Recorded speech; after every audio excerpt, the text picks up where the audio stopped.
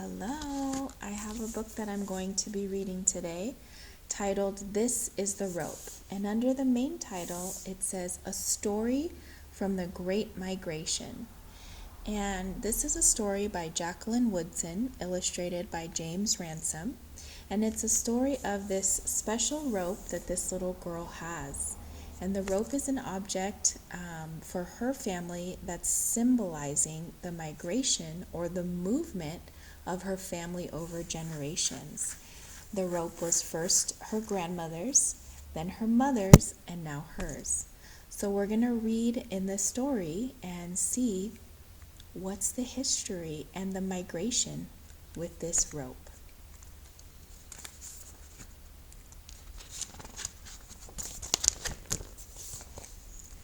This is the rope my grandmother found beneath an old tree a long time ago, back home in South Carolina. This is the rope my grandmother skipped under the shade of a sweet-smelling pine.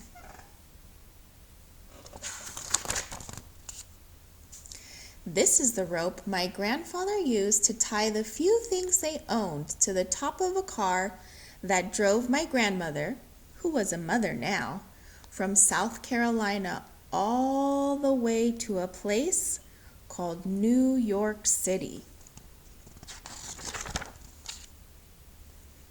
This is the rope my grandmother held tight to as my grandfather drove real slow past the people and the big city buildings that seemed to go on and on.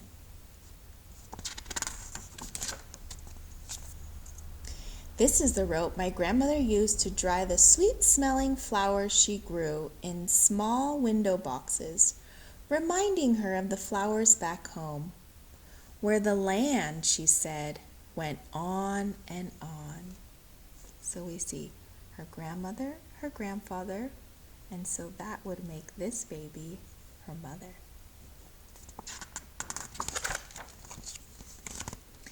This is the rope my grandfather strung so that my mama's diapers could blow dry in the hot city breeze. You see it up there.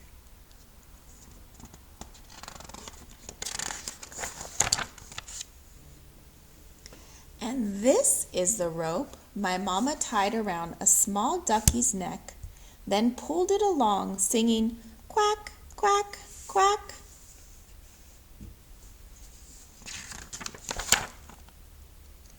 This is the rope my mama held out to the girls on the block, her new Brooklyn block, a home of their own that they finally owned. Mama asked shyly, "Anybody want to play?"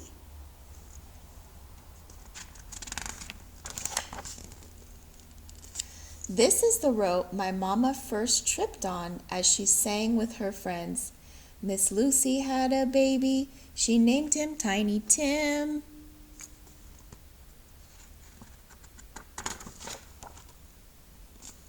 This is the rope Mama's brothers took from her room for some crazy game that little boys play. You may see them running, the little shadow and the tail of the rope.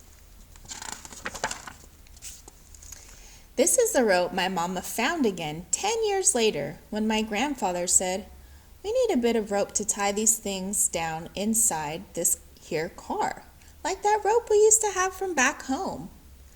Then he drove with my mama off to a college far away from the city, while up at the window my grandmother waved. Another move. This is the rope my mama placed on the piano around family photos and me, just a baby and then a bit bigger, already reaching for it. This is the rope my daddy used when he showed me the way to tie a sailor's knot. 2 times around and pull it real tight. You want whatever you make or do in your life, my daddy said, to last. This is the rope my mama turned as she waved to my daddy and taught me to sing to the Miss Lucy song out on our sidewalk, right here in Brooklyn, just last Friday night. And look at how crafty they're being. If you don't have another turner, you can just put it on a pole.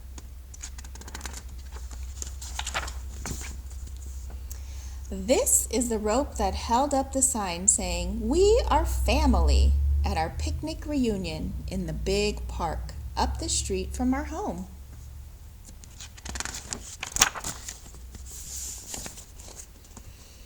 This is the rope, threadbare and graying, that I traded with Grandma for a brand new one. Then I jumped a new jump. B, my name is Beatrice. I come from Brooklyn. As my family smiled proudly and the sun began setting, as Grandma held on to her rope from back home.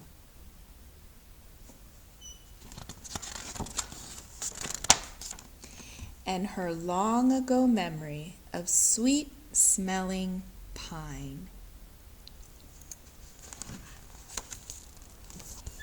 And that's the end.